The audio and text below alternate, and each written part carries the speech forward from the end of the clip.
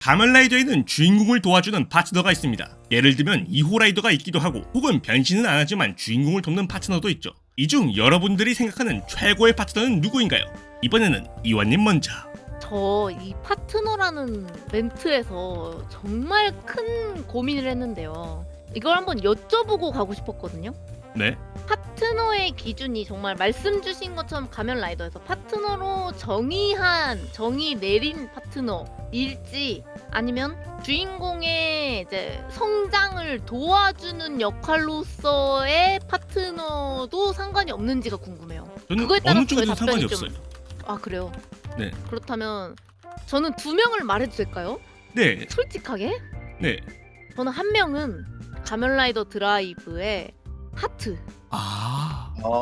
어떻게 보면 사실 최강의 악역이자 또 주인공의 마지막 성장을 도와주는 키 아이템 역할을 해준단 말이에요. 그래서 이 친구가 이제 나의 시간은 어째서 멈췄는가라는 에피소드에서 딱 처음에 등장을 했을 때는 저는 그냥 정말 평범한 악역일 줄 알았어요. 근데 이제 초진화를 하고 마지막에 주인공과 단둘이서 대결한 뒤에 쓰러져서 누워서 하는 그 대사들이 있었지 않습니까? 그때 정말 벅차오르는 감동 그 자체였었어요.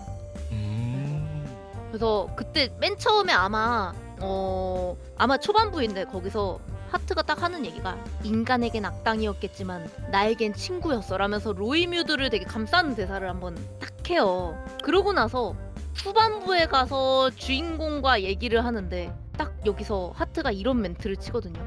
이걸로 우리들은 전멸이다. 그래도 너만은 기억해주지 않겠어? 로이뮤드라는 새로운 생물이 되려던 존재가 있다는 걸. 아. 거기서 이제 신노스케가 당연하지 내가 있겠어? 그때 그 뒤에 딱 하트가 고맙다. 마지막에 친구가 하나 늘었어. 인간의 친구가. 이러고 생을 마감하거든요. 전 정말 이 장면이 이 드라이브의 모든 주제를 관통함과 동시에 최고의 파트너이자 최고의 성장의 발판이 되어줬다는 감상을 잊을 수가 없어요. 그리고 나서 신노스케가 마지막에 마무리하는 말로 뭐라 그러냐면 이거 제가 정확하게 기억하는데 오후 3시 32분 로이뮤드 108채 박멸 완료했습니다. 뭐 이런 식으로 말을 해요. 근데 이게 너무나도 슬퍼 보였어요. 자신과의 악역이자 파트너이자 친구를 잃었다는 그 모든 게 그 말 하나로 종결이 돼버려서 이 둘의 1화에서 인간을 싫어하던 로이뮤드와 로이뮤드를 박멸하려던 인간과의 사실은 공생을 할 수 있지 않았을까라는 작품의 큰 틀을 가지고 주인공과 악역이 모두 성장한 저는 최고의 파트너를 이 둘이라고 생각을 합니다. 이거 되게 색다른 해석이었잖아요, 이거는. 아 그런가요? 예, 전 이거 예상 밖이었어요, 이거는 이번에는. 드라이브 찐팬이어야지 알 수 있는. 아 그럴 수 있죠. 대사도 다 기억하고 있어. 아 난 완전 드라이브 열심히 진짜 너무 봤구만. 좋아해. 혹시 그럼 다른 캐릭터는 어떤 캐릭터인가요? 저는 이제 다른 캐릭터를 또 꼽으라 그러면 에그제이드의 하나야 타이갈, 그러니까 한국명으로는 한시환, 이 캐릭터를 좀 잊을 수가 없었어요. 스나이퍼. 사실 원래 총캐는 구른 타입이고 저는 네. 이 친구도 굴러서 좋았는데. 뭐? 네. 왜 원래 이거는 좀 짚고 넘어갈게요. 이게 네. 이래 제가 딱 말하는 캐릭터들의 오해를 해소하기 위해서 가면라이더는 굴러야 멋있습니다. 이 공감할지 않을지 모르시겠지만 아, 이유가 있나요? 주인공도 그렇고 파트너든 악역이든 진흙탕 싸움을 해고 난 뒤에 깨달음을 얻는 과정을 갖는 걸 전 굉장히 좋아하거든요. 거기서의 이제 등장인물의 섹시함, 관계성 이런 게 다 나온다고 생각하는 편인데 네, 뭐 다른 의미로 굴을 수도 있겠지만 어쨌든 좀 굴러줬으면 좋겠는 케어들을 좋아하는데 그 중에서도 싸움을 좋아하는군요. 그렇습니다. 그러다 보니까 총캐들의 이제 애환을 전 굉장히 공감하는 편인데 근데 제가 아는 어떤 좋아하는 캐릭터는 너무 굴러가지고 답답할 정도로 굴러가지고 아예 그냥 이제 웃음벨이 되어버려서 굉장히 안타까운 친구가 있긴 하거든요. 아 그치. 예, 그런 친구도 있어요. 이제 주인공의 어쩔 수 없는 사이드 역할을 하면서 굴렁쇠가 되어버린. 이제 네, 그런 친구. 친구들이 좀 파트너가 아니라 이제 우리는 아까도 얘기했지만 굴렁쇠라 부르기로 했죠. 그렇죠. 파트너가 아니죠. 그런 친구들은 보통. 예. 그치. 근데 이제 제가 그러니까 하나야 타이가 그러니까 타이가를 좋아했고 너무 좋아했던 이유 중에 하나는 스스로 고민을 해서 스스로 해답을 내서 주인공의 조언자 역할까지 끌어냈다는 부분에서 좋아하는 파트너 제3호 라이더라고 생각을 해요. 네. 그래서 오. 이 캐릭터도 처음에는 본인이 의사라는 거에 프라이드도 없고 또 조그만한 여자애랑 같이 다니면서도 막 잔소리 듣는 어떻게 보면은 인간적으로는 어른이지만 마음은 어린아이와 같은 캐릭터였단 말이에요. 근데 이제 계속 굴렁쇠가 되는 과정에서 너무 많이 구르다 못해 성인이 되어버리는 거죠. 마지막에서. 그래서 그때 참 최종장에서 감동적이었던 부분은 주인공이 이제 어쨌든 41화에서 이제 어쨌든 파라드랑 이렇게 뚜시뚜시하고 싸우고 그러고 난리를 부르스를 치다가 막 몇 화 동안 해결이 안 돼서 막 난리를 치고 주인공이 고생하고 있고 막 멘붕하고 있고 그러고 있는데 갑자기 딱 이멘트를 하거든요. 마지막에 그 주인공과 니코를 지키기 위해서 딱 한마디 하는데 넌 내 환자고 내 목숨은 내가 지킨다. 난 면허를 잃은 돌팔이었지만 끝까지 의사이고 싶어 라는 말을 해요. 그리고 나서 도와주고 이 신념을 관철해서 주인공에게 너는 의사다라는 이 관통하는 하나의 주제의식을 같이 그 작품의 처음부터 끝까지 좀 끌고 나가주는 역할을 굉장히 잘했다고 생각을 해요. 그래서 저는 두 번째 라이더로는 타이가를 좀 택하고 싶었습니다. 확실히 둘 다 일단 매력이 있네요, 확실히. 굴렁쇠로서의 매력들이 다 있는 친구들이긴 하죠. 제발 매력 있으라고 이 자식아. 그럼 다음은 정 PD님. 저는 제가 뽑은 최고의 파트너는 가면라이더 쿠오가에 나왔던 이치조 카오루라는 캐릭터를 뽑았는데요. 캐릭터는 솔직히 말하면 쿠오가를 아직 제대로 못 봤는데 그래도 나오는 정보들과 그런 거를 조합을 했을 때 되게 이 사람이 츤데레라고 생각을 했거든요. 주인공이 예를 들어서 파스텔하면은 이 사람은 소보로빵이다. 저는 이렇게 느꼈는데 되게 대조적으로 되게 딱딱하고 얼굴은 굳어있고 막 잘 안 웃는 캐릭터인데 그래도 뒤에서 책임감은 되게 강하고 이야기 진행되면서 막 고다이를 되게 도와주는 그런 츤데레적인 모먼트가 있기 때문에 다른 작품들에서도 그런 츤데레 맥락이 이어지는 게 아닌가. 또 이 사람이 국가 공무원이잖아요. 자신의 권총을 고다이한테 준다? 이거 있을 수 없는 일이거든요, 사실. 그렇죠. 네, 그 정도로 총을 줄 만큼의 그런 츤데레적과 그 서포터력이 되게 좋았다. 저는 이렇게 생각을 해서 일단 저는 쿠오가의 카오루라는 캐릭터를 골랐습니다. 확실히. 근데 혹시 저 궁금한 게 카오루를 만화판으로도 혹시 보셨나요? 이치조 카오루를? 저는 이미지만 봤어요. 이게 만화판에서는 느낌이 또 달라요. 이게 만화판에서는 원작에서는 가면라이더가 아니잖아요. 그렇죠. 근데 만화책에서는 2호 라이더였나? 아니 가면라이더가 돼서 나오거든요. 그래서 저는 좀 안 보신 분들이 있다면 만화책으로 보는 것도 좀 추천을 합니다. 네. 이오라이더가 있는 거네요. 그러면은. 그렇죠. 대부분 만화책판은 내용이 달라가지고 네, 그렇죠. 거기서도 한번 츤데레 말씀 주신 츤데레 력을 모두가 알아봐 주셨으면 좋겠어요. 권총은 이제 자기가 쓰나? 이제 자기가 쓰나? 드디어. 자기가 페가수스 돼버리네. G3 역시. 이름이 아마 G3인가 그랬을 거예요. 네, 맞아요. 그래요? 그거 원래 아기토의 G3라는 그쵸. 캐릭터가 있잖아요. 네. 근데 이게 만화에서는 카오루가 가져가더라고요. 원조가 따로 있었구나. 정확히 말하면 원조는 뜩차이판이었죠. 원조는. 그쵸, 원조는 차린 거죠. 그렇게 되는 거구나. 네, 그렇죠. 만화판을 봐야겠네. 저도 처음 알았어요. 네. 근데 국내에 없어서 그건 아쉽더라고요. 근데 네, 아쉬워요. 이미지는 봤는데 되게 잘생기게 나오더라고요. 들켰다. 역시 얼굴로 설마. 이제 가면은- 아까부터 의심되는데 이거. 들켰다. 드라이브 위자드 다 수상했어요. 이렇게 또 들켜버리고 마네요. 네, 저는 여기까지입니다. 네, 그럼 다음은 김기른님. 예, 내가 생각하는 주인공의 최고의 파트너라고 하는데요. 저는 작중에서 진짜 파트너라는 얘기가 나왔던 친구를 데려왔어요. 사실 진짜 이제 작중 팩트로 파트너인 친구입니다. 가면라이더 더블에 나오는 필립 군을 데려왔습니다. 예, 제가 생각하는 주인공의 필립. 최고 파트너라고 생각을 하고요. 네. 공식 이제 쇼타로의 파트너이고 탐정 없는 탐정팀이 될 수 있는 쇼타로를 탐정으로 만들어준 진짜 최고의 파트너가 아닌가. 이 없으면 변신도 못해요, 생각해보면은. 그렇죠. 그죠. 그리고 무엇보다 이제 가면라이더 사실 어찌 보면은 탐정물의 역할을 해주게끔 만들어준 윤활제라고 생각을 하거든요. 이러저러니 해도 추리도 들어가고 중간에 이제 형사적인 이제 그런 것도 들어가고 이 친구가 없다면은 되게 많이 단편적으로 됐을 텐데 전 필립의 존재가 그래서 굉장히 고맙다, 윤활제다라고 얘기할 수 있어요. 그리고 또 무엇보다 이제 후토 탐정을 보신 분들은 알겠지만은 옆에 사이드에 이제 토키메라고 또 새로운 조수가 들어오거든요. 그때 질투까지 해요. 자기 역할 뺏길까봐.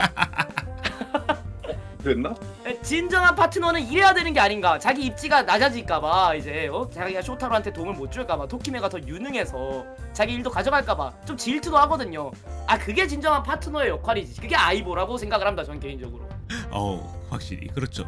근데 과연 그게 역할 뺏기는 것에 대한 질투일까요? 저 지금 미소가 안 떨어져요. 아, 저는 어느 정도 예측했어요. 예, 이게 더블이 방영되고 있을 때도 비슷한 얘기가 나온 걸로 알고 있어요. 그렇죠. 영린을 건드렸다, 김기른. 아니, 그 파트너 얘기가 나왔는데 안 나올 수가 없지 않습니까, 필립 군은? 그치. 그렇죠. 근데 나는 얘기하려다가 참았어. 저도 사실 필립이 있었어요.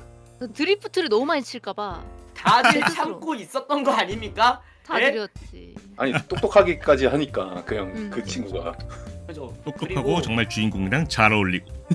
파트너 뒤에 하트가 붙어야 돼서 저는 뺐거든요. 아니 진짜 뭐 브레이크 풀어요? 아니 죄송합니다. 거의 아니, 진- 알겠습니다, 알겠습니다. 아니 이렇게 보는 여성 시청자분들 굉장히 많기 때문에 한번 좀 말하고 싶긴 했었어요. 나에게 최고 파트너는 이완님이네요. 아 라이브의 최고 파트너. 미안하다. 아, 이해해요. 왜냐면 저 더블 되게 감명 깊게 봤고 후토 탐정까지 이어서 봤거든요. 네. 근데 그 분위기를 후토 탐정이 그 연령대가 좀 올라가니까 토스를 되게 잘 받아가지고 이제 나왔어요. 맞아. 그렇죠. 그런 내용들이 조금씩 이제 나오기도 합니다. 아, 근데 라이더적으로 봤을 때도 굉장히 훌륭한 파트너라는 거, 그렇죠. 저는 그렇게 얘기하고 싶습니다. 야, 진짜 생각보다 다양한 파트너가 나온 것 같네요. 물론 하나같이 활약상이 뛰어나고요. 그럼 다음 주제로 넘어가겠습니다. 가면라이더에는 다양한 강화폼들이 등장합니다. 처음 강화하는 강화폼은 물론 강화의 끝인 최종 폼도 있죠. 이런 강화폼들 중 여러분들의 기억에 남는 강화폼은 어떤 폼인가요? 이번에는 정PD님부터. 제가 최고라고 생각하는 강화품은 가면라이더 세이버에 나오는 프리미티 드래곤을 뽑았습니다. 사실 그 슈트나 뭐 액션이나 그건 말할 것도 없지만 사실 제가 더 감명 깊게 생각했던 거는 그 어떤 한 장면 때문에 제가 뽑았거든요. 혹시 그 세이버의 사모라이더인 에스파다라는 캐릭터 알고 계시나요? 네.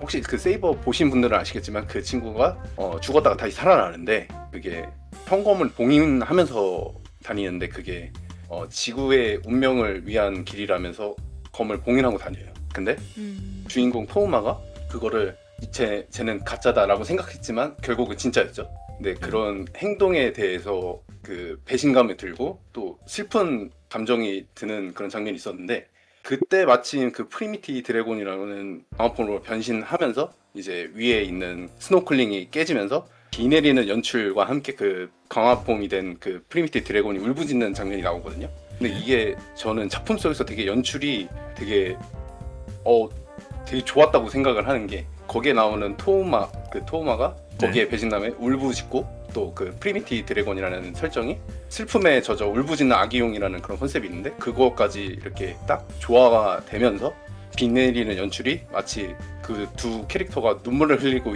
듯한 그런 연출을 느낌을 받아서 이 장면 때문에 제가 이 강화폼을 되게 좋아하게 된 계기가 돼버려서 이 프리미티 드래곤을 뽑았습니다. 그 장면은 진짜 인상 깊긴 했죠, 확실히. 좌절하는 그 모습에 그 눈물 대신 그 스노클링으로 연출했다는 게 좀 저도 제작하는 입장으로서 이건 배워야 될 연출이다라고 생각을 해가지고 제일 기억에 남습니다. 네. 자, 그러면 다음은 김기련님. 최고의 강화폼이라 저는 뭘 말할까 되게 많이 고민을 했는데 네. 순수하게 멋있는 걸로 가도록 하겠습니다.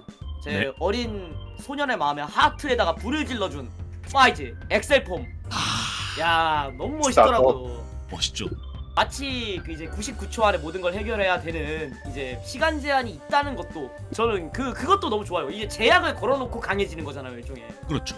시간대 안에서만 이제 빠르게 이제 움직일 수 있고 이 버튼 눌렀을 때 나오는 그 깔끔한 보이스에 이 화려한 이 방금 전에 이제 진행되는 방식의 콤보도 그렇고 그 안에서 이제 시간 안에서 빠르게 움직이면서 적들 처리하는 것도 그렇고 마지막에 샥 하고 이제 디포메이션 하면서 원래대로 돌아오는 것까지 아 저 너무 깔끔해요. 이전 헤이세의 1기 시대에 나왔던 그 폼이라고 그리고 연출이라고 도저히 상상할 수 없을 정도로 지금 봐도 세련됐더라고요. 디자인도 너무 멋있고 이렇게 어깨뽕 이렇게 열려 있는 것도 이게 처음 스피드 라이더였죠? 그쵸. 그렇죠. 네.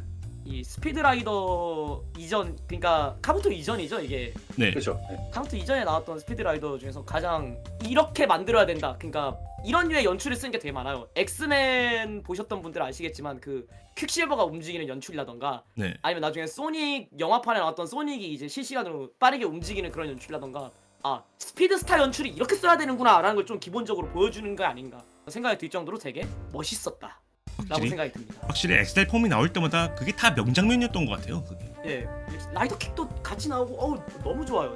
그 콤보가 그리고 거기에 맞춰 나오는 부금이 진짜 딱 찰떡이잖아요. 예, 그렇죠. BGM. 불금도 타임아웃 때 딱 끝나고 이제 디포메이션 해가지고 원래 폼으로 돌아왔을 때 와 변신하면 아, 그 노래가 자동으로 나와나 봐요. 그러니까 그것도 시간초로 나오나 봐. 그러니까요. 딱 맞춰서 나와요. 카부토보다 더 좋아하는 것 같은데. 예, 그래서 저는 파이즈 엑셀 폼을 제 최고의 강화 폼으로 뽑았습니다. 역시 엑셀 폼이 진짜 스피드 연출은 진짜 잘해가지고 멋있죠. 맞아. 자, 다음은 이원님. 저는 조금 이제 어떻게 보면은 극장판에 나온 폼을 하나를 되게 좋아하거든요. 네, 바로 극장판 가면라이더 빌드 비더원에서 나왔던 폼인 이제 조금 특이한 폼이긴 한데 크로즈 빌드 폼을 상당히 좋아하는 편입니다. 아, 혹시 모르시는 분들도 있을 수 있어서 살짝 설명을 좀 드리자면 이제 키류 센토라는 주인공이 레빗 풀 보틀과 실버 드래곤 풀 보틀 이를 지니어스 풀 보틀 이거를 합친 크로즈 빌드 캔이라는 아이템을 이용해서 변신을 하는데요.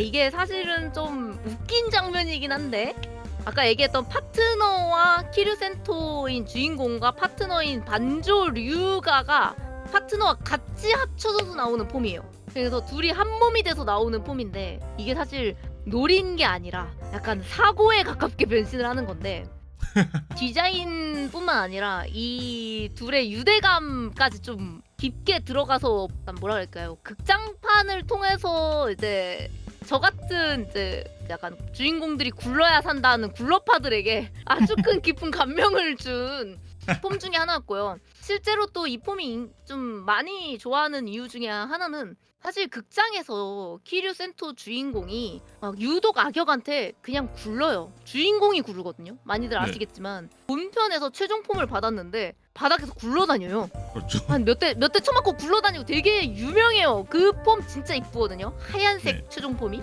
근데 네. 그 하얀색 폼이 너덜너덜해질 때까지 구르는데 그게 아니라 이번 극장판에서만큼은 그 블러드와의 전투씬 정말 너무 멋있었다.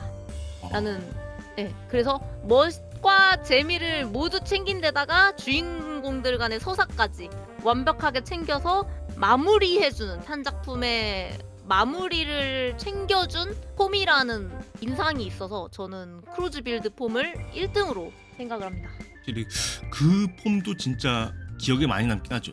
맞습니다. 그 심지어 풀보틀 삽입할 때 크루즈 빌드 하고 들어가는데 변신음이 Are you ready?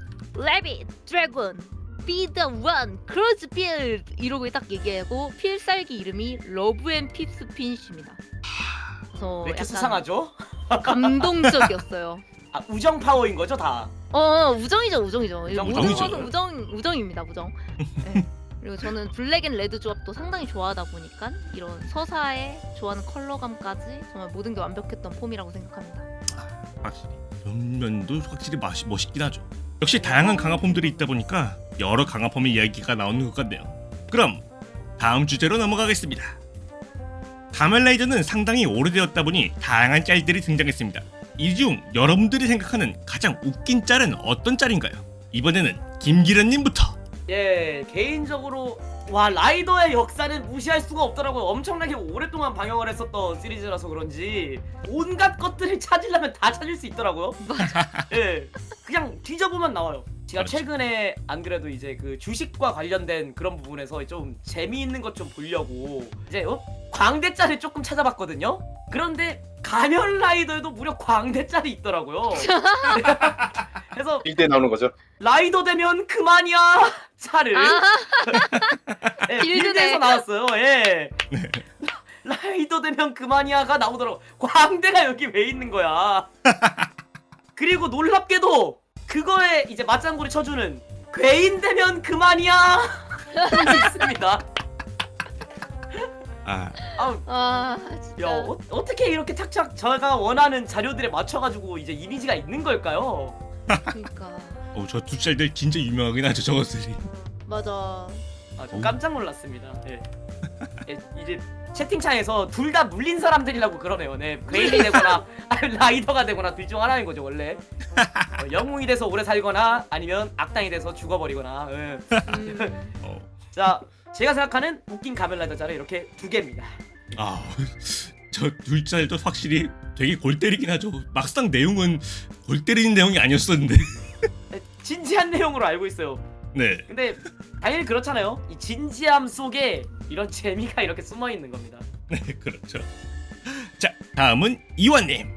아 저는 짤 얘기하라고 하면 너무 많은 것 같은데 네, 2개 정도 저도 좀 얘기할 수 있을 것 같습니다. 이제 둘 다 드라이브라는 게 좀 슬프긴 한데요. 물론 에그제이드나 이런 거 되게 많습니다만 완전 부활 퍼펙트 브랜과 그다음에 뭐냐 이 갓 애니 이렇게 2개 좀 설명을 드리고 싶었습니다. 올려드릴게요. 잠시만요. 네? 저는 유이왕을 가장 먼저 좋아했었기 때문에 네. 전 저 유이왕의 퍼펙트 조노우치 짤이 드라마에서 확인할 수 있는 모습이었다라는 그 구조 자체만으로 굉장히 웃기더라고요. 아니 조노우치쿤 드라마까지 진출한 거야? 오 진출해버리고 말았어요. 저 이제 봤어요 지금. 아 진짜? 예, 아이 완전 똑같은데 이거? 아 저게 무슨 장면이냐면 저 이제 조노우치쿤처럼 생긴 애가 브렌이라는 애인데 인간이 아니야. 그래서 악역 간부 중에 하나인데 저 캐릭터도 굉장히 약간 네타 캐릭터, 가면라이더 최고의 드라이브의 네타 캐릭터 중 하나인데 저 친구가 이제 임무에 실패해서 절방에 빠진 자기 동료를 괴롭히는 모습인 거야. 아, 즉 트롤링을 하고 있는 모습이구나. 어. 그럼 저렇게 웃을만하지. 네, 그러니까 메딕이라는 이게 악역인데 사실 저는 원래 가면라이더는 브렌을 제일 좋아했었거든요. 개인적으로. 왜냐면 좀 제일 잘생겼다고 보는 편이어서 확실히 잘생기긴 했죠. 그래서 좋아했었는데 모든 것이 밈이 되기 시작한 거예요. 어느 순간부터. 그러더니 이제 막 그래서 이제 저 장면을 저렇게만 떼놓으면 조노우치인데 사실 실제로는 굉장히 우울한 동료를 약간 비틱하는 그런 메딕에게 사실 뛰어드는 장면이긴 하곤 한데 그게 굉장한 좀 충격을 줬다. 이거는 저는 꼭 여러분들 영상으로 봐주셨으면 좋겠어서 화수까지 말씀드릴게요. 가면라이더 드라이브 35화의 중간부터 보시면 됩니다. 이원님 드라이브 참여하신 것 같아 제작에. 이 정도면 제작 참여신데. 거의 이 정도면 거의 작가 수준. 그러니까 화수도 외우고 있고 대사도 외우고 있고 배우도 외우고 있고 아니 토이가 다 알고 있네. 토이가 아니, 지불을 저는- 줘야 돼. 그리고 이제 두 번째 짤도 지금은 드라이브인데 네. 뭐냐 이 가데니는 이러고 네. 둘이서 부둥켜 우는 괴인과 부둥켜 우는 장면인데 사실 이거는 웃기지만 짤로 보면 웃긴데 사실 내용은 되게 감동적인 내용이기는 합니다. 이게 뭐냐면 로이뮤드는 악역이잖아요. 어떻게 인간과 공존하지 못한 채 감정이 있는 괴물이라서 인간의 자리를 어떻게 보면 대체하고 싶어하는 그런 괴물 중에 하나인데 가면라이더 모든 시리즈에서 통틀어서 이 장면이 로이뮤드와 인간이 친하게 지내는 최초의 장면입니다. 사실은 저 핑크색 옷을 입고 있는 캐릭터가 오타쿠인데 네. 로이무드가 제 몸을 차지하려고 집에 찾아와요. 야, 너 내가 죽일 거야! 이랬는데 아, 잠깐만. 나 죽기 전에 꼭 보고 싶은 거 있는데 이거 하나 소원 한 번만 들어주라 했더니 이제 로이뮤드가 그래 들어주마. 근데 나 이 애니 오늘 보고 죽는 게 소원이야 해가지고 둘이서 같이 앉아서 같이 애니를 보기 시작하는 거예요. 너무 감동에 절여져서 둘이 부둥켜 안고 울면서 애니를 본 거죠. 그러고 나서 이 둘이 친구가 되는데 이 뒤는 스포일러라 말씀드리긴 어렵지만 저 둘이 작품에서 굉장히 중요한 역할을 마지막에 딱 해줍니다. 그래서 그렇죠. 네, 정말 재미와 감동, 서사, 그다음에 작품의 주제까지 모든 게 관철된 재밌는 짤이라고 생각해서 가져왔습니다. 야, 엄청 잘 확실히. 골라오셨는데 좀 공감되기도 해요. 저는 중학교 때 클라나드 친구랑 같이 보고 울었던 기억이 있거든요. 나 기사 하면서. 그래서 공감되네. 잘 준비해 주신 것 같아요. 감사합니다. 진짜 저런 거 보면은 그냥 짤만 보면 웃긴데 내용이 참 그런 게 많아요. 어떻게 보면. 맞아요. 이게 가면라이더 매력인 것 같아요. 그런 아는 사람만 게 아는. 확실히. 자, 그럼 다음은 정 PD님. 항상 뒤에가 부담스럽네요. 두 분이 너무 잘해주셔서. 편하게 얘기해주세요. 편하게 해주세요. 도망가고 싶은데 저는 아유. 사실 준비했으니까 저도 준비를 했는데 이거를 준비를 아. 했거든요. 아, 저는 가면라이더 가부토에 나왔던 짤 중에 하나 니오리는 돼지 먹이다라는 짤을 가져왔는데요. 명짤이죠 이거. 이거 명짤이죠. 확실히. 제가 이걸 뽑은 이유는 이게 내용이 가면라이더 가부토에서 29화 30화에 나오는 내용으로 알고 있어요. 네. 근데 제가 요리 관련된 에피소드나 콘텐츠를 되게 좋아하거든요. 근데 네. 이 회차가 요리에 관련된 거예요. 그러니까 간단히 설명을 하면 웜이라는 그 괴인이 요리를 되게 잘하는데 그 주인공의 정신적 지죽 같은 그런 어르신이 있었는데 노인분이 계신데 그분이랑 그 괴인이랑 요리 대결하다가 진 거예요. 네. 근데 지금 짤에 나오는 그 심사하시는 분이 그 괴인의 요리를 먹고 그 상대방의 그러니까 그 어르신의 요리는 네 요리는 돼지먹이다 이런 식으로 거의 조롱하고 좀 개무시하는 그런 짤인데 저는 이 회차도 되게 존재 자체도 좋아하고 이 민도 나오는 것도 되게 좋아하는데 사실 저 개인적으로 사적으로 제 친구들한테 이 짤을 많이 써요. 예를 들어서 자기가 옷 샀다 나 이거 했다 뭐 샀다 뭐 이러면은 제가 이거 돼지먹이야 버려 막 이런 식으로 좀 놀리거나 뭐 이런 짤로 좀 많이 사용하기 때문에 좀 제가 짤로 가면라이더 짤 하면은 이 짤을 많이 사용하기 때문에 이 돼지먹이다라는 짤을 가져왔습니다. 저 짤 확실히 기억나요. 저러면서 와이어 타고 승천한다는 게. 그러니까요. 저도 날아가고 싶은. 맞아요. 진짜 참 근데 웃긴 짤이죠. 평가가 거의 안성재도 울고 갈 진짜 비판 중에 거의 조롱이 심한 대사지 않나. 근데 구도도 약간 흑백 요리사 같은데요, 진짜로? 진짜야. 그러니까 그러니까 그러네요. 흑백요리사도 이 가면라이더에. 회차, 또 이렇게 또 하나를 제가 또 이 회차를 좋아하는 게 여기서도 되게 그 텐도의 그 할머니께서 말씀하셨던 그 말이 되게 명언을 되게 좋아하거든요. 그 명언이 네. 하나가 칼을 쥔 손으로 사람을 행복하게 만드는 건 요리사뿐이다라는 이 명언을 되게 좋아하는데 이 명언과 이 짤과 또 재미와 이런 게 이 회차에 다 들어 있어가지고 이 회차 안에 밈을 고른 게 바로 이 돼지먹이라는 짤을 골라서 가져왔습니다. 와. 진짜 이렇게 이야기를 들어보니까 하나같이 웃기다 못해 몇몇 개는 좀 골 때리는 게 많네요. 정말 많습니다. 물론 그 속의 이야기는 조금 슬픈 것도 가끔 있지만요.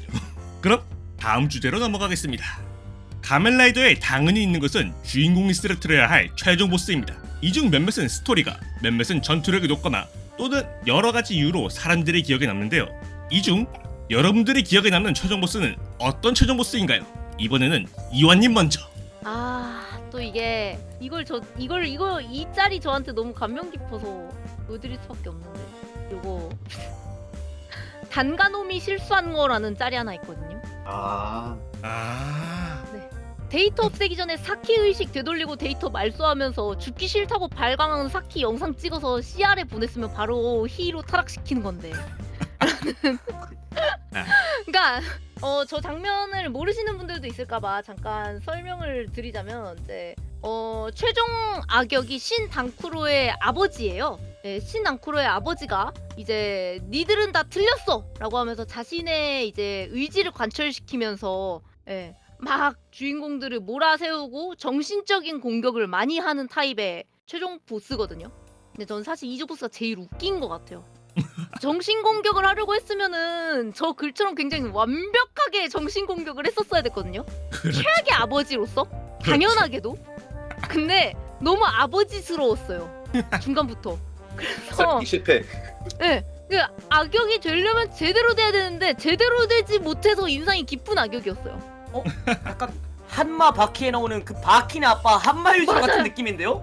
맞아. 어느 그래서- 순간부터 아빠 역할을 하는 그래서 아빠 역할을 막 갑자기 하려고 하다가 막 이제 아들들이 이제 거부하잖아요. 아들이 거부할 거 아니에요. 그리고 네. 막 아들의 주변 인물을 막 괴롭히려고 난리 부르스 쳤는데 오히려 자기네들끼리 똘똘 뭉치잖아요.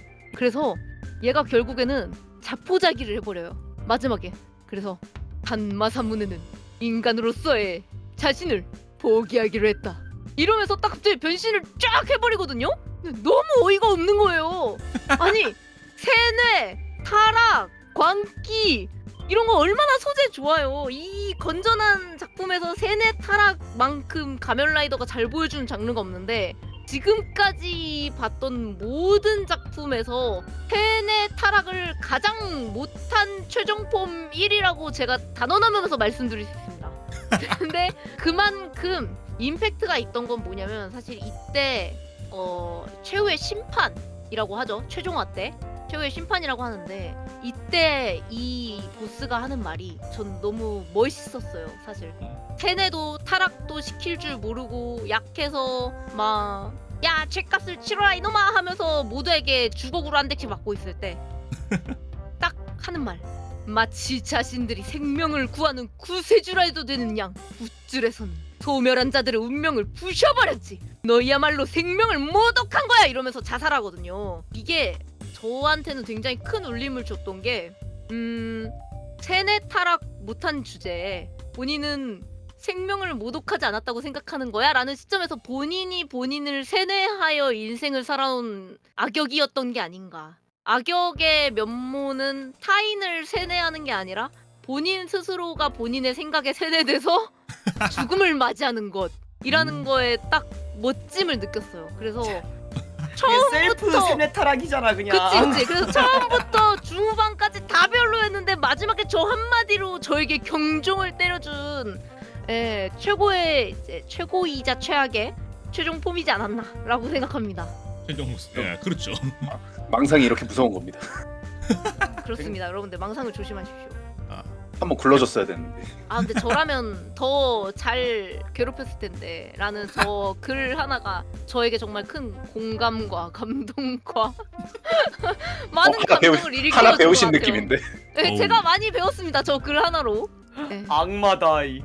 악마다. 원래 드라- 가면라이더는 악마가 보는 거다. 이러다가 드라이브 시즌 2 나오겠는데 이 소재로. 시즌 2 준비하시겠는데. 어우, 이럴 수가.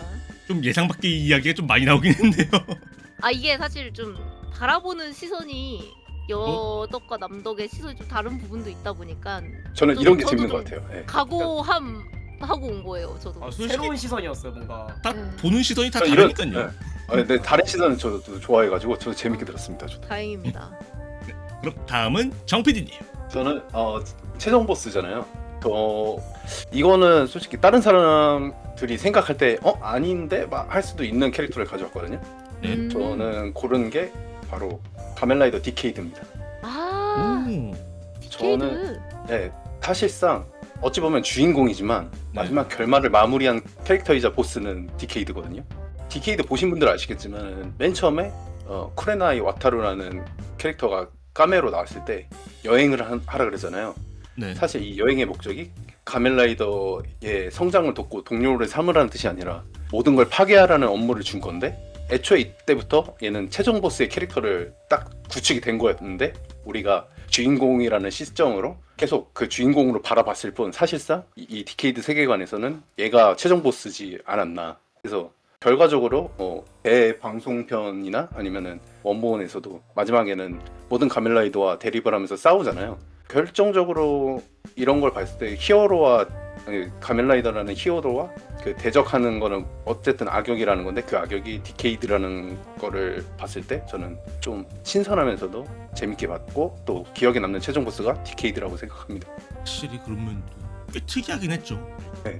또 다른 사람 의견은 다를 수 있는데 저는 그렇게 생각했기 때문에 네, 이렇게 가져왔습니다. 의견 자체는 여러 가지 다양한 거니까요. 네네. 아까 앞에도 말했었잖아요. 사람들의 의견 다 다른 거라고. 맞아.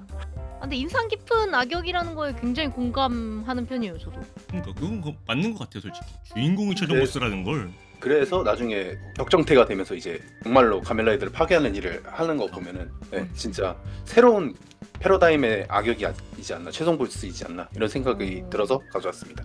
확실히 그런 면이 강하긴 하죠. 자, 그럼 다음은 김기른님. 예, 저는 일단은 뭐 기억에 오래 남는 최종 보스잖아요. 그래서 이거 가져왔는데 이제 다들 굉장히 큰 논란이 될 수도 있는데 얘기하도록 하겠습니다. 저는 가면라이더 헤이세이 제네레이션즈 포에버에 나왔던 어나더 쿠가 얼티밋 티드라고 불리는 친구로 될 것 같습니다. 티드. 네, 다들 무슨 생각하는지 알고 있어요. 얘 서사는 말 그대로 독불 장군의 그냥 찡찡이에요. 그렇죠. 그냥 그때 무슨 얘기를 들었냐면은 자꾸 왜 꼬맹이한테 집착하는 거냐 이 친구. 꼬맹이 집착증이 있냐 뭐 이런 식으로 욕을 좀 먹었던 친구인데 그리고 화면에 딱 두 가지만 나와요. 얘는 웃고 있거나 아니면 화내고 있어요. 포켓몬 기술보다 적어. 뭐 세지도 않고 뭐 딱히 위험도 없는 것 같고 얘가 왜 기억에 남냐? 아 근데 제 개인적인 지론입니다. 기억에 오래 남는 최종 보스인 거잖아요. 네. 그건 기억에 오래 남는 장면을 만들어줬다는 뜻이죠. 그렇죠. 각인이 됐다. 그죠? 얘는 역사상 최고의 샌드백이에요. 저는 3분 동안 라이더들한테 라이더킹 맞으라고 하면 저는 절대 못해요. 얘는 최고의 명장면을 만들어준 최종 보스임과 동시에 최고의 접수자입니다. 레슬링도 접수를 찰지게 해줘야 덜하기 존시나한테 이제 AA 맞고 띠용 하고 튕겨줘야 아 이거는 제대로 기술이 들어갔구나 하고 알 거 아니에요. 네. 하나하나 맞으면서 신음소리 다 내주고 하면서 아픈 척 다 해주고 그걸 3분 동안 버텨주면서 폭발까지 게다가 이제 모든 라이더들이 다 모여가지고 폭발 등지고 자기 포즈까지 다 해주거든요. 시그니처 그것까지 기다려준 최고의 하이라이트 고트 제조기예요. 최고의 플레이 제조기. 오. 자기를 희생했어요. 그쵸. 그 어떤 보스도 이걸 거부하지 않았을까. 3분 동안 모든 라이더들한테 특히 헤이세이 라이더들은 강하기도 엄청 강하길 뿐더니라 필살기도 되게 다양하고 화려하잖아요. 그렇죠. 나 이걸 어떻게 버텨? 반대되는 건 봤어. 주인공을 3분간 좁혀. 주인공을 또 굴렁쇠니까 또 그걸 또 보셨군. 예, 저는 굴렁쇠 타입이라서 주인공을 좁히는 건 봤는데 이제 보스가 좁히는 거에서 큰 인상을 못 받았는데 기련이가 말하니까 그것도 좀 새롭네요. 확실히. 그걸 거부하지 않고 받아들인 최종 보스이기 때문에 저는 오히려 감사하다고 생각합니다. 다른 최종 보스는 대본 보고 저 안 해요 이랬을 텐데 어나더 쿠가만 딱 어나더 쿠만 저 할래요 해가지고 샌드백이 됐다. 그 뭐 한번 해 보입시다. 그래도 저 어나더 쿠가니까 나름 세겠죠라고 하는데 결국 쿠가한테 라이더킹 맞아요. 맨 마지막에. 너무 예상 밖의 의견이긴 했는데 확실히 그러면은 그것도 최종 보스 기억에 오래 남는 최종 보스는 맞는 것 같아요. 그것도. 그렇습니다. 해서 티드 비록 서사는 망가졌을지 몰라도 최고의 장면을 만들어주고 이게 되게 많은 비평가분들이 여기 장면을 평가를 안 하신 걸로 알고 있거든요. 이거는 라이더의 평가 부분에서 논외다. 이거는 마스터피스다라고 저도 같은 감정을 느꼈고요. 그걸 만들어준 고마운 사람에게 오래 남는 게 아닌가 싶습니다. 새로운 이해합니다. 정말 새로웠습니다. 확실히. 샌드백도 잘 맞아줘야 돼 여러분들. 그건 맞는 말이에요. 솔직히. 얼마나 힘든지 알아? 드롭킥으로 때리고 싶은 상이에요. 진짜. 때리고 싶은 상이에요. 정말 다양한 이유로 기억에 남는 최종 보스들이 나왔네요. 아무래도 마지막에 나온 적이다 보니까 더더욱 기억에 남는 것도 있는 것 같아요. 그럼 다음은 조금 특별한 주제를 해보겠습니다. 가면라이더를 보는 시점은 여러 개로 나뉘는데요. 이 중 가장 눈에 띄는 3개의 요소를 꼽자면 슈트 디자인, 작품의 스토리, 그리고 액션이 있습니다. 여러분들은 이 3개의 요소 중 어떤 게 가장 우선이라고 생각하시나요? 다시 한번 말씀드리지만 이건 그저 개인의 의견일 뿐 공식은 아닙니다. 그럼 우선 이번엔 정PD님.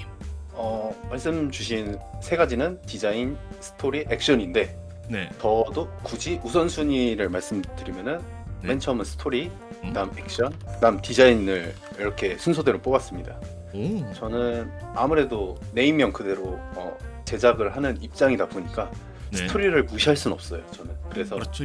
딱 제작을 하는 사람이다 보니까 스토리에 좀 집중하는 편이라서 이 스토리의 개연성이라든가 또 복선이 나오면 그거를 얼만큼 제대로 회수하는가 이런 거를 좀 중점적으로 좀 보기 때문에 저는 좀 그 스토리에 집중할 수밖에 없고, 액션은 사실 이것도 개인적인 TMI지만 제가 원래 액션 영화나 드라마를 만드는 게 꿈이었다 보니까 제가 그걸 계기로 가면라이더를 본 계기도 있어요. 사실 그 점점 이제 레이와 시대를 넘어가면서 CG가 좀 많이 바르긴 했지만 액션이 발전하는 거를 보고 저도 거기에 되게 감동을 받고 기감을 받는 경우가 되게 많아서, 액션이 좋다 보면은 어느 정도의 스토리에 무너져도 그 지루한 틈을 안 주더라고요. 그러다 보니까 액션을 두 번째로 보고 디자인을 마지막 보고 왔는데, 사실상 앞에 얘기했던 스토리나 액션이 좋으면 제가 반다이 매직에 걸려서 디자인이 구려도 괜찮게 느껴지는 경우가 되게 많기 때문에 스토리, 액션, 디자인 이렇게 순서대로 뽑았습니다. 확실히 그렇게 느껴질 수도 있는 것 같네요. 자, 그럼 다음은 김기련님. 저도 굉장히 비슷한 생각을 가지고 있습니다. 이게 되게 많이 사람들이 얘기하는 흔히 말하는 심기체인 거잖아요. 이 삼박자가 잘 어우러져야 이제 좋은 이제 내용이라고 할 수 있는데, 사실 그 좋은 내용의 이 베이스는 사실 저는 스토리라고 생각을 하거든요. 그 이유가 일단 슈트의 디자인이 좋으면은 당연히 좀 완구나 아니면은 이제 굿즈나 뭐 이런 것들이 막 잘 팔리고 사람들이 시선에 많이 꽂히게 되는 거잖아요. 그리고 액션이 좋으면 사람들은 그 장면들을 돌려보게 되는 거잖아요. 그 따로 이제 흔히 말하는 클립이라고 하죠. 네. 근데 처음부터 온전하게 빠져들어가지고 이거 흥미진진한데 재밌는데 하면서 계속 이제 흘러가게 만드는 거는 스토리라고 생각을 해요. 전 개인적으로 그렇게 생각합니다. 그래서 스토리를 제일 앞에다가 두고 싶고요. 그 다음에는 이제 클립, 중간중간에 부분을 메워줄 수 있는 액션, 이 그 다음으로 중요하다고 생각하고, 이거 슈트의 디자인은 아시잖아요 다들. 처음에는 뭐 이렇게 생겼어 싶어도 나중에는 또 빠져들게 되는 이제 친구들이 있어요. 그렇죠, 아무래도. 슈트의 디자인이 아무리 좋다고 하더라도 작품의 내용이 이제 좀 이상하면은 보다 보면은 정말 이거 모습은 좋은데 하면서 이제 물리는 경우들이 생겨요. 말해도 되나요? 저 카부토에서 한번 물렸거든요. 네, 그렇습니다. 하이퍼 클락업이 나온 뒤로부터는 전 확실하게 물렸다고 볼 수 있겠네요. 이게 물리는 경우가 있더라고요. 개인적으로 이제 슈트 디자인은 조금 이제 그렇게까지 막 많이 엄청 멋있거나 그러지 않아도 작품의 스토리와 액션이 이제 적절하게 이제 원투 펀치를 날려주면은 이제 그것마저도 멋있어 보이고 그것마저도 가지고 싶고 그것마저도 애정이 생기는 이유가 아닌가 싶어요. 이제 이완님 좋아하시는 에그제이드가 그 예시라고 생각을 해요. 디자인 보고 깜짝 놀랐습니다. 저는. 맞아. 저 처음에 말 디자인, 그 많았지. 디자인 보고 놀랐죠. 그러면 다음은 이원님. 저는 많은 분들이 액션을 좋아하는 거를 알고 있지만 저는 액션을 생각해 본 적이 사실 단 한 번도 없는 것 같아요. 그러니까 좀 보는 방향성이 많이 다르다 보니까 저는 정말 액션에 대해서는 정말 거의 생각을 안 했는데 네. 최근에 이제 제츠 보면서 액션도 재밌는 거구나 라는 거를 느끼고 있는 중이기는 하거든요. 그래서 저는 개인적으로 스토리, 슈트, 액션인데요. 사실 저는 저 액션을 빼고 다른 단어를 넣을 수 있다면 네. 전 다른 단어를 넣고 싶은 게 하나 있어요. 어떤 거죠? 네. 저는 이제 굿즈, 완구입니다. 상품성 같은 거. 네. 상품성. 완구. 이게 좀 이유를 좀 설명을 드리자면 사실 액션은 기본이라고 생각해요. 어떤 특촬을 보든 베이스이기 때문에 액션이 떨어지더라도 뭐 볼 수 있냐 없냐를 논의하는 거는 저는 아니라고 생각하기 때문에 액션은 기본은 깔아줘야 되는 거고, 저는 이제 스토리는 당연히 앞서 말해주신 분들처럼 스토리도 중요하고, 저는 특히나 캐릭터 간의 서사, 케미, 어떤 특정 캐릭터 둘이 나눈 대사, 관계성 이런 걸 굉장히 좋아하기 때문에 정말 달달달 외우면서 볼 정도로 스토리에 몰입을 많이 하는 편이에요. 대표적으로 제가 제일 좋아하는 악역을 많다고 했던 이유도 저 스토리에 기반된 거거든요. 그래서 아까 말씀 못 드렸던 악역 중에는 전 사실 에볼토 얘기를 사실 안 할 수가 없죠. 그렇죠. 어떻게 보면은 스토리라는 거는 좋아하는 캐릭터, 그 작품에 몰입할 수 있는 캐릭터가 하나 정해졌을 때 그 캐릭터에 내가 얼만큼 몰입해서 좋아하고 끝까지 볼 수 있는 힘을 주냐를 만들어 주는데, 제가 그 빌드에서 에볼토를 제 최애로 삼은 순간부터 약간 그의 변화, 서사 이런 거를 보기 위해서 이 그 수많은 빌드에 3명이 모여서 가위바위보를 하든 땅 따먹기를 하든 뭐든 상관없이 그냥 에볼토 보려고 보는 약간 이런 느낌이 있었거든요. 그래서 그 스토리와 캐릭터성은 당연히 좋아야 되는 거고요. 디자인은 저는 어떻게 보면 스토리를 뒷받침해준 역할이라고 생각해요. 그러니까 아까도 제가 좋아하는 수트 얘기했을 때 빌드 주인공 센토랑 이제 둘이서 합쳐져서 나온 폼을 가장 좋아한다고 얘기했던 것처럼, 그러니까 두 각자의 캐릭터의 서사 그리고 뭔가 이 캐릭터가 생각하는 것을 표현해주는 수단 중에 하나가 수트 디자인이라고 생각을 하거든요. 그래서 못생기고 이쁘고를 떠나서 그 캐릭터의 내면을 보여주는 역할로서 수트 디자인이 작용만 해준다면 저는 굉장히 어떤 디자인이든 수용하고 좋아해줄 자신이 있는 사람이라고 생각을 해요. 그래서 스토리가 가장 중요하고 디자인이 그 다음인데, 그 다음으로 굿즈를 얘기한 이유는 네. 이것도 사실 사업이기도 하지만 이제 저는 이제 한 발짝 더 나아가서 이제 가면라이더의 벨트뿐만이 아니라 부가 굿즈를 엄청 많이 사는 편이었었어요. 예를 들면 뭐 빌드 같은 경우에는 이제 포토북 같은 게 나오기도 하고, 네. 물론 매년 포토북을 내주고 매년 설정집을 내주지만 그거에 더해서 뭔가 이제 특정 캐릭터에 이제 꽂혔을 때 살 수 있는 굿즈를 얼마나 다양하게 또 재밌게 기억할 수 있게 내주냐를 되게 중요하게 생각을 하거든요. 그래야 또 다음 작품도 더 재밌는 스토리, 멋진 슈트, 더 화려한 액션 이런 거가 올 수 있다고 보기 때문에 저는 굿즈를 그 다음으로 중요하다고 생각합니다. 네, 그래서 좀 더 다양한 굿즈가 작품이 끝난 뒤에도 여운을 남길 수 있게 많이 나와줬으면 좋겠고, 반다이야 너는 빨리 일하렴? 네. 확실히 여러 가지 의견이 나온 것 같아요. 그래도 이렇게. 예. 저도 하나 더 말씀드리면은 아까 네. 굿즈 추가하셔서 저도 하나 뭐 추가하고 싶은데, 네. 저도 스토리 위에 하나 더 지금 영순인 게 하나가 있는데 네. 바로 캐릭터라고 생각하거든요. 사람이 있어야 맞아. 이야기가 만들어지듯이 캐릭터가 있어야지 스토리가 나온다고 생각하는데, 아까 에볼토 말씀하신 것처럼 에볼토의 모티브가 뱀인 거 아시죠?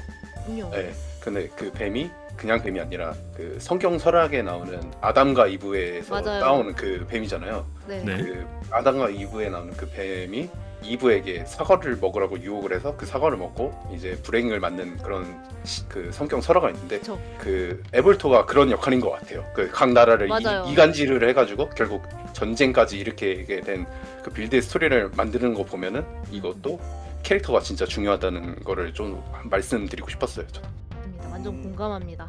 저도 하나가 더 추가가 된다면은 개인적으로 네. 제가 만약에 10살로 돌아간다면은 라이더를 이제 처음 봤었던 그 10살로 돌아간다면 하나를 더 추가할 것 같은데요. 약간 좀 디자인에 그리고 액션의 사이에 있는 그게 있습니다. 뽕입니다. 뽕. 간지라고 하지요. 흔히 말하는 간지를 제일 먼저 저는 앞에 1순위로 0순위로 두지 않을까 싶어요. 이제 저희 어렸을 때는 TV를 볼 수 있는 시간이 많이 없잖아요. 그렇죠. 그러니까 디스크 조각 모음 형식으로 이제 조금씩 그렇게 볼 수밖에 없거든요. 네. 정말 멋있는 디자인의 캐릭터가 나와가지고 멋있는 필살기를 썼을 때 그 단편적인 장면, 내 뇌리에 막히는 그 간지, 뽕, 일명 도파민. 진짜 그렇죠. 도파민이라고 그죠. 그거를 제가 10살에 맛봤으면은 이제 미칠 것 같아요. 이게 작품의 스토리?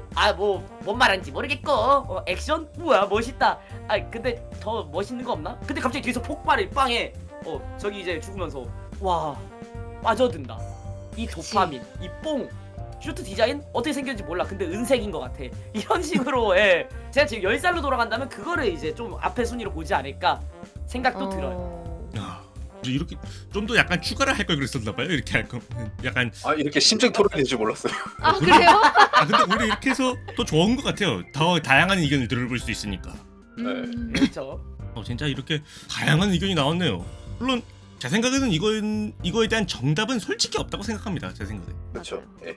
자, 이렇게 재미있게 토크쇼를 했지만 이제 마지막 주제만 남았습니다. 아쉽네요. 이 마지막 주제는 어찌 보면 가면라이더를 좋아하시는 분들에게 한 번씩은 물어보고 싶은 주제인 것 같습니다. 바로 이 주제입니다. 지금까지 다양한 가면라이더 시리즈가 나왔습니다. 이 중 여러분들의 인생 작품인 가면라이더는 어떤 작품이 있나요? 이번에는 김기련님부터.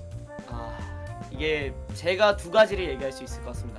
어떤 거죠? 제 10살 김기련일 때 인생 작품이었던 라이더와 그리고 지금 29살이었을 때 인생 작품이 된 가면라이더, 이렇게 두 가지를 얘기할 수 있을 것 같은데 10살의 인생 라이더 작품은 사실 가면라이더 카부토입니다. 예, 10살 때 말했지만 아까도 뽕 얘기하고 이제 스토리는 딱히 상관없다 그런 식으로 얘기했던 게 그 중간중간에 나오는 장면들이 너무 멋있었고 저 강간감도 너무 가지고 싶었고 젝터를 가슴에 꽂은 다음에 1, 2, 3 그거 하고 싶었고요. 저도 이제 배에다가 꽂은 다음에 사실 클락업을 갖고 싶었죠. 그죠? 클락업 너무 하고 싶었고요. 친구들이랑 만나가지고 클락업 하면 슉슉슉슉 하면서 이제 막 놀아야 되거든요. 이런 거 관련된 얘기들, 놀이들 너무나 끼고 싶었기 때문에, 그리고 또 이제 라이더뿐만 아니라 그때는 특촬 자체가 되게 많이 붐이었던 시기였어요. 어린이 TV, 재능 TV 이런 데에서 그때는 이제 매직 포스라고 했죠. 이제 마지레인저 네. 그런 친구들도 이제 히트하고 있었고, 류켄더 같은 이제 작품들도 히트하고 있었고, 특촬의 황금기였던 것 같아요. 이제 다양한 특촬 작품들을 골라서 볼 수 있었던 시기였기 때문에 저는 뭘 골라야 될지 몰랐는데 저희 동네에선 가면라이더 절반, 류켄더 절반이더라고 해가지고 카부토가 제 인생 작품이지 않나. 그래서 절반 친구들이라고는 얘기를 못했어요. 많이 너무 아쉽지 않나. 29세의 김기련님은 어떤 게 인생 작품이신가요? 네, 가면라이더 블랙선이 제 인생 작품이 되었습니다. 그 블랙선. 이유는 라이더스럽지 않은 가면라이더였기 때문에 더더욱 작품을 제 마음에 좀 다가왔던 것 같아요. 사실 일본에서 자주 안 나오는 형식의 살풍자적 좀 성격을 띠고 있는 이제 스릴러물이라고 생각을 하는데, 정치 스릴러죠. 그렇죠. 그렇죠. 이제 나오는 그 괴인과 이제 사람들과의 관계라던가 뭐 이런 게 전반적인 이제 사회적인 이제 메시지를 어느 정도 담고 있고, 이제 은유적인 표현들도 많고, 그리고 무엇보다 블랙선이 멋있기도 하고, 처음에는 이제 사회의 희생양으로 갔을지 모르지만은 자기 의지를 관철하고 한 명은 흑화하고 대립하고 이런 모습들이 저한테는 너무 감명 깊게 다가왔었어요. 예.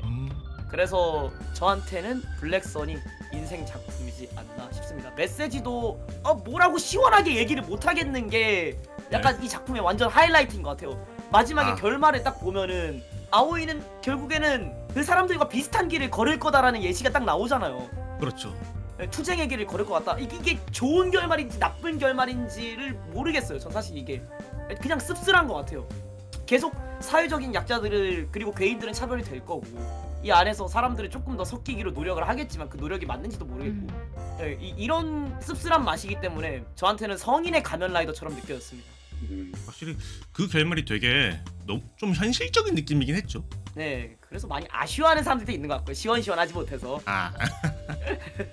그래서 29살의 김기련은 블랙선이 최고의 작품인 것 같다. 사람들에게 많이 추천해줄 수 있는 가면라이더 작품인 것 같다 싶습니다. 그렇군요. 물론 그럼? 이걸로 시작하라는 얘기는 절대 안 할 겁니다. 그건 조금. 당연히 저도 이제 알죠. 이거 외전자이기 때문에. 이런 다크하면 이완님이 또 딴단 말이에요. 아이디어를. 들켰다. 이럴 수가. 오늘 몇 번 들키는 걸까요? 이렇게. 척하면 척입니다. 불을 준비해야겠다. 자, 그럼 다음은 이완님. 네, 저는 뭐 이미 최고라고 생각했던 작품은 좀 들킨 것 같습니다. 네. 아무로가 될 것 같아요. 전문작이자 사랑하는 작품이 가면라이더 드라이브인데요. 사실 조금 더 이야기를 덧붙여서 왜 드라이브를 좋아하게 됐냐를 좀 얘기를 해보자면, 원래는 제가 그렇게 특촬을 엄청 좋아하는 타입은 아니었었어요. 그냥 하네 보네 남자애들 보는 거, 약간 어린 시절에 주변에 좋아하는 친구들도 없었고요. 아무도 없었어요. 근데 이제 크고 나서 어른이 돼서 프리큐어를 다시 보기 시작했는데, 네, 너무 재밌는 거예요. 그 어렸을 때 이렇게 그 약간 뭐야 애들이 보는 거야 라고 생각하고 주변에 보내도 별로 없었던, TV는 나쁜 거야 뭐 이런 얘기를 나오던 때에 보지 않았던 것들이 너무 재밌어서, 그러면은 여아 애니를 다 봤으니 이제 남아들의 러브 콜 받는 걸 보자. 근데 그때 때마침 주변에서 누군가가 가면라이더 드라이브가 그렇게 재밌더라라는 얘기를 딱 들은 거예요. 그렇게 처음 2014년 이 작품은 2014년작이지만 2015년 6월에 보기 시작한 거죠. 사실 거의 작품이 방영되는 중도쯤에 너무 재밌는 거예요, 진짜. 매일매일 드라이브를 보고 제가 생애 처음 가면라이더 굿즈를 사본다거나 영화관을 간다던가 뭐 이런 일본에 가서 영화관을 간다던가 정말 저에게 있어서 좀 입문작으로서의 이제 최고의 작품은 드라이브라고 생각을 하는데요. 사실 그게 아니고 진짜 인생 최고 작품의 가면라이더를 고르라고 한다면 에그제이드를 고르고 싶어요.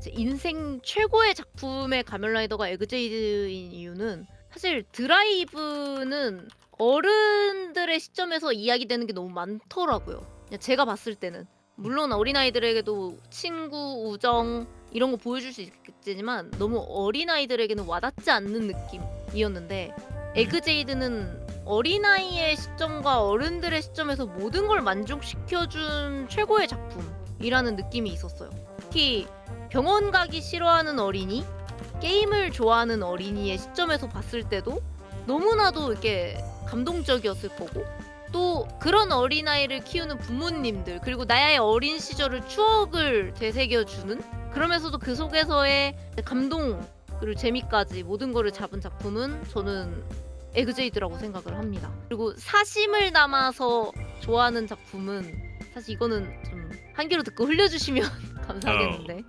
맞춰볼까요? 네. 왠지 모르게 알 것 같은데 느낌이. 그러니까요. 그냥 빌드 아닌가요, 빌드? 빌드인데 네. 이거는 정말 사심으로서 좋아합니다. 그냥 어떤 사심이죠? 작품의 의미, 뜻 이런 걸 그냥 다 떠나서 너무나도 그냥 저의 취향이었습니다. 그냥 그냥 분위기부터 내용부터 주인공의 얼굴, 악역의 얼굴, 서사 그리고 또 이걸 다 같이 덕질해주는 일본의 수많은 여성분들의 원기호 수많은 살짝, 2차 창작과 굿즈들 쏟아지는 행복감 소설 만화 할일 거 없이요. 그래서 입문작으로서의 드라이브와 그다음에 가면라이더를 드라이브 이후로 많은 작품을 봤지만 가장 어린 남녀노소 상관없이 베스트 작품인 에그제이드 그리고 저의 취향의 모든 걸 담은 빌드 이렇게 꼽고 싶고요. 미래의 빌드를 이어갈 제 취향의 작품으로 이번 제츠가 좋은 성과와 마무리가 날 수 있기를 간절히 기도하며 보고 있습니다. 감사합니다. 이번 한번 예, 새로운 법칙을 만들었네요. 갱신을 했으면 좋겠네요, 솔직히. 네, 고맙습니다. 그럼 마지막은 정 PD님. 좀 부담되긴 하지만 예? 저도 사실 고백을 하자면 이완님처럼 네? 여러 번 회차를 돌려볼 만큼 가장 좋아하는 시리즈이자 제 가면라이더 입문작을 뽑았는데요. 네. 바로 가면라이더 리우키입니다. 오, 류키. 이게 투니버스의 첫 가면라이더라는 그런 장르물을 가져왔을 때부터 봤거든요. 우와. 그 감동을 잊지 못해서 처음 지금 그때 당시 시절부터 지금까지 좋아하게 됐는데 저한테는 좀 센세이션이었어요. 왜냐면은 히어로물이다 보니까 슈퍼전대처럼 지구를 지키는 그런 클리셰인가 보다 이렇게 했는데 자기들끼리 싸우네. 그래서 오징어 게임도 아니고 그런 센세이션의 되게 클리셰를 깬 작품이어서 좀 충격을 많이 받았고요. 사실 또 아까 전에도 얘기했지만 스토리가 중요시하다 보니까 이 사람들이 그냥 무작정 배틀 로얄이라는 컨셉을 가지고 있으면서도 그냥 싸우진 않거든요. 각자의 목적과 이유가 있는데 또 그 목적과 이유를 좀 상세히 풀어서 얘기하기는 좀 한도 끝도 없으니까 어쨌든 또 펼쳐보면 거기에 대한 또 사회적 메시지가 좀 담겨있다고 생각을 해요, 저는.